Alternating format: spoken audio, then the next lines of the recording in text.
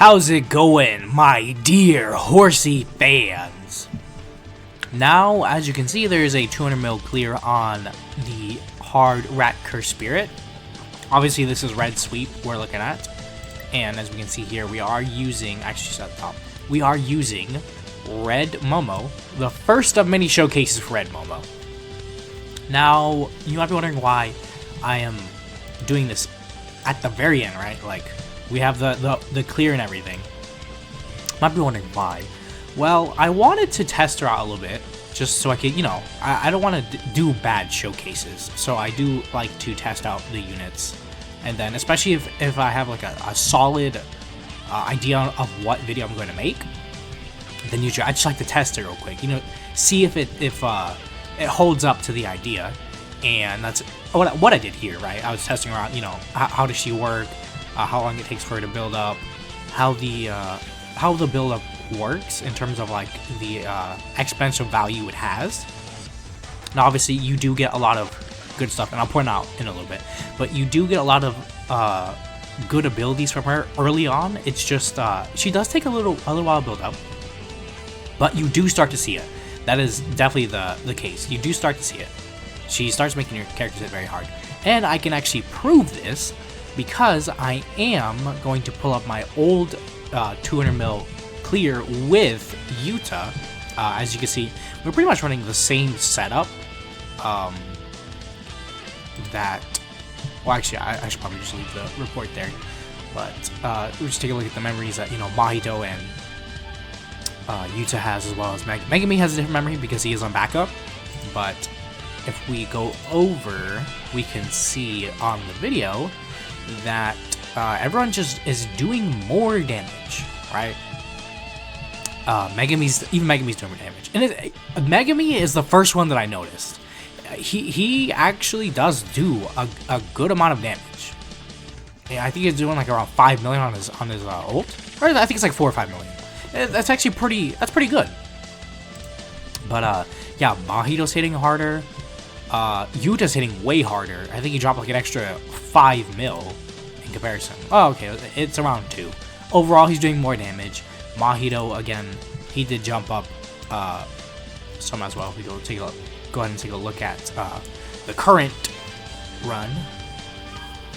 We can see that Momo's definitely making everyone hit harder. Now, I do want to preface the fact that yes, she is making my characters hit harder, right? And she did a decent amount of damage herself, right? As you see, she did 2.8. He did 10 overall. Now, again, I do want to preface that yes, the characters are doing more damage, but if we take a look at her damage being a total of 8 and a max of almost 3, and we just directly compare that to the 200 mil clear I did, we can see that right at the bottom, I don't know if I scroll the video or not. I mean, we can see it, right? We see Nanami down here. We can see he does 14 million. He has a max of 5.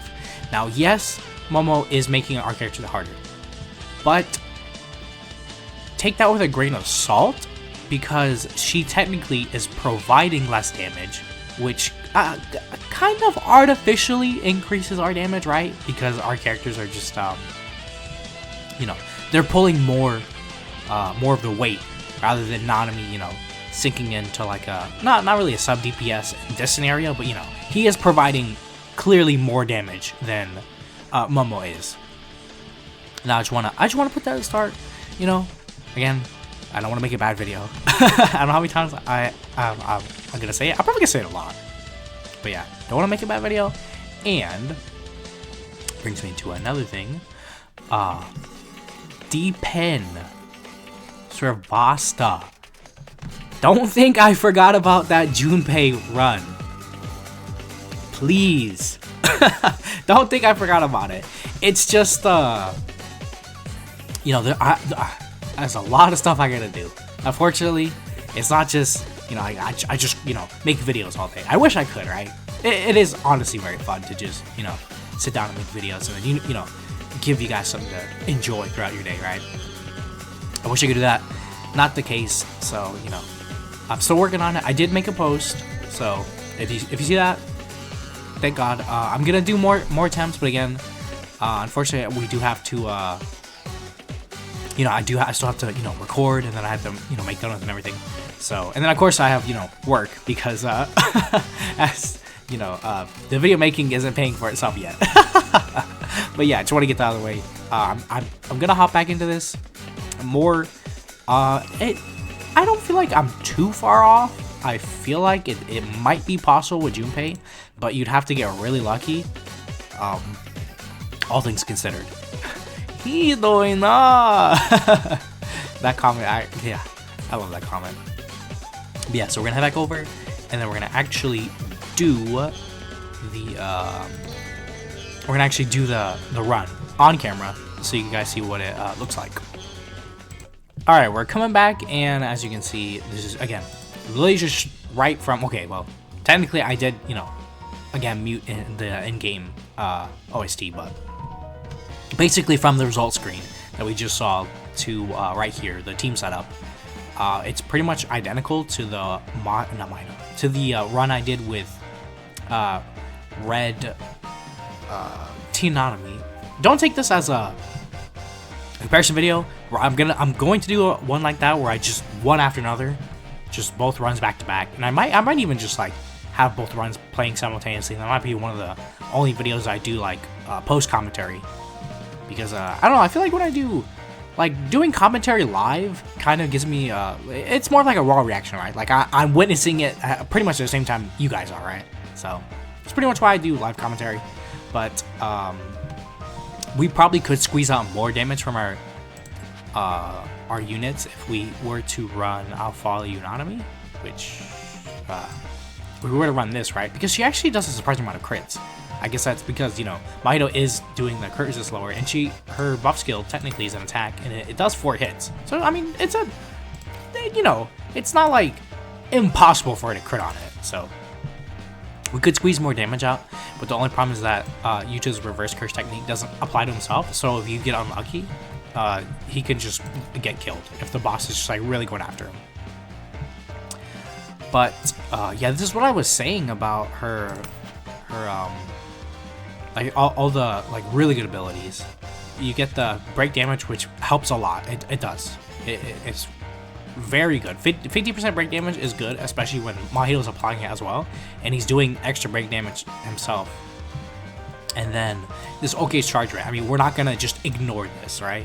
And this is what I was saying. Like, yes, there are differences between Momo and Nanami, but the thing is that it's not that Nanami is like insurmountable, right?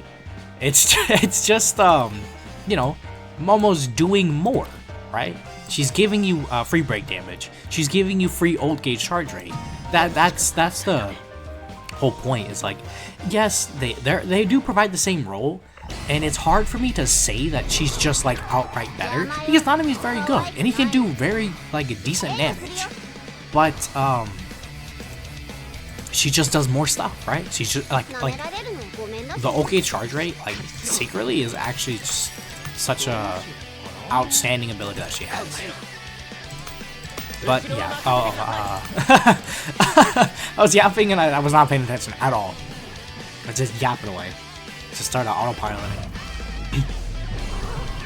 But we're gonna play this like I play all my Red Sweeper attempts, at least with you though. If you guys saw a Toji video, maybe we'll do a Momo Giga Charged Toji run. But we'll go ahead and just do it, you know, usually like how we do. I'll go ahead and commentate on it. Yeah, see, she got a crit there. So if we had a Follow Nanami, she would have given us 20 PT. I do kind of want to try that out, because that would be like almost an exact same scenario as Nanami. But I do like the healing memory, again, just because there's really no other way to heal Yuta outside of just bringing one. But yeah, so as you can see, I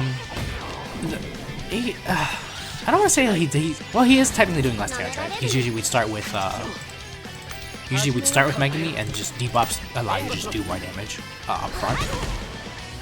But soon enough, she'll start building up that extra damage passive, and we'll start to really see how much damage she's actually giving. It's very noticeable once you make it into phase 3 because she's like really built up at that point. But early on, it's kind of hard to notice the difference between the PT and CT and Nanami's just red type damage jump. It's a little hard to notice, but we'll see it. Yeah, 6.9.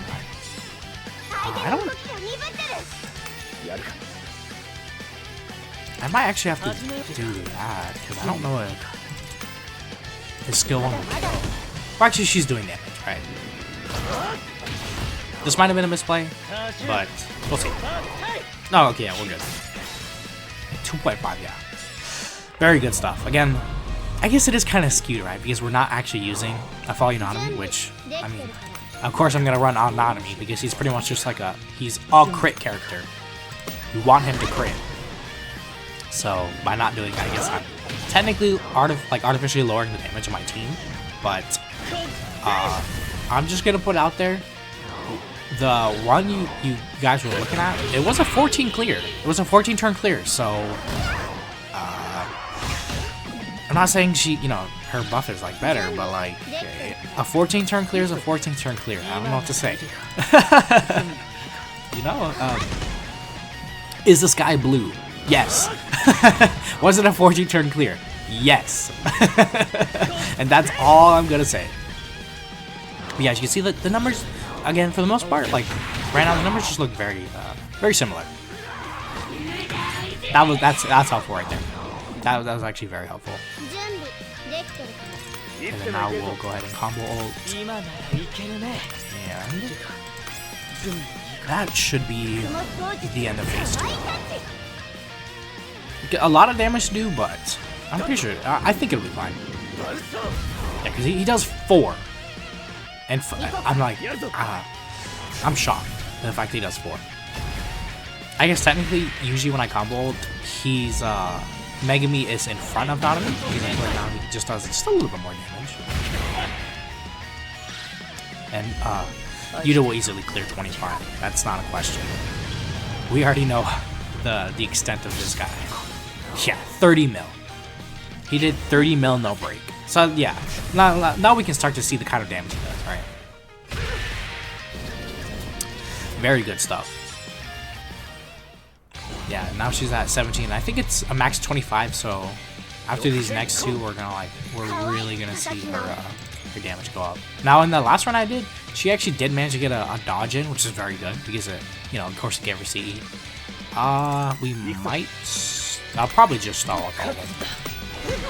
Again, just like I usually do, just stall with them, and then by the time we make it to, I think around like 11, 12, we probably should have pull the ults back.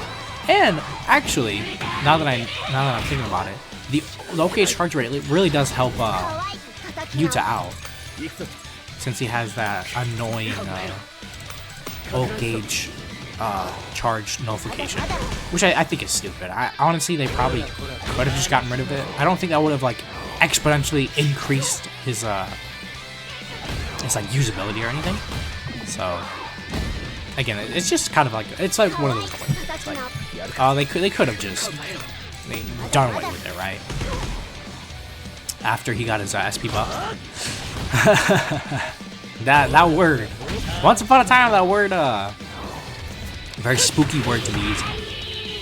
But now I know. Now it's fine, right?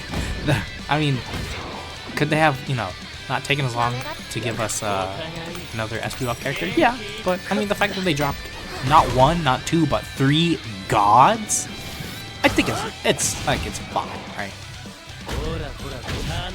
It's honestly fine. He's gotten no black flashes, but he's doing 8 now, right? So now we see the damage. He's doing 8 million.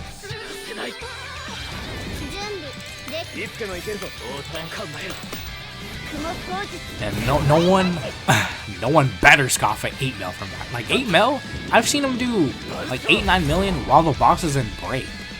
Not right now.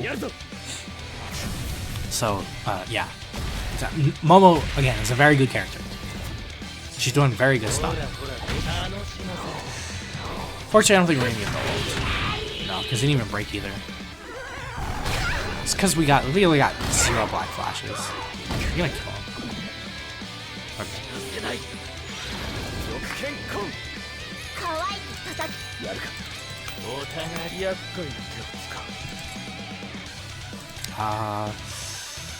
Actually, yes, we can.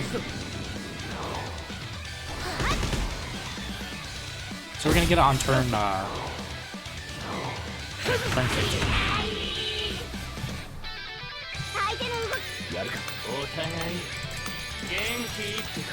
Could have been better, but of course we literally had to hit the hallelujah jackpot of 0 black flashes.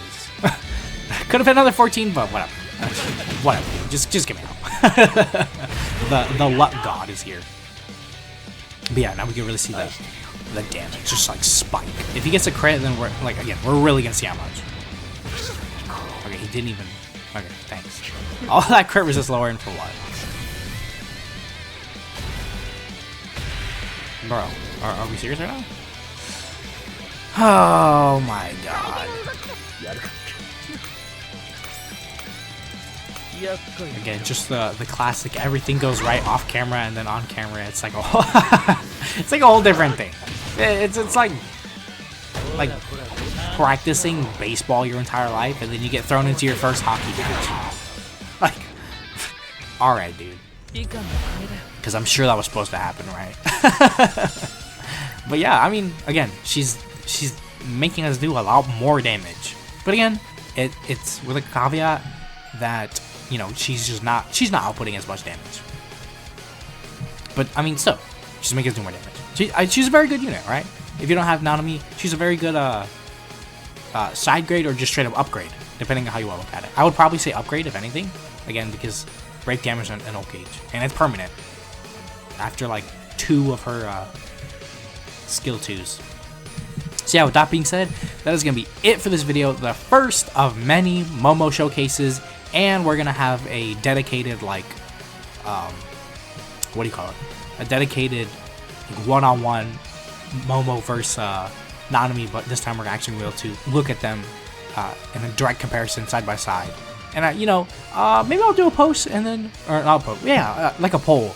We'll see if you guys want to just have like the video have like 2 separate videos going on at once, so you could just like literally see like top is a run with Momo, bottom is a run with Nanami, and then we just see them go one at a time. Or if you want me to just like, you know, do the Momo run and then do the Nanami run and then kind of go over it and talk about it. But yeah, let me know what you guys think. Again, that'll be it for this video, and I will catch you guys in the next one.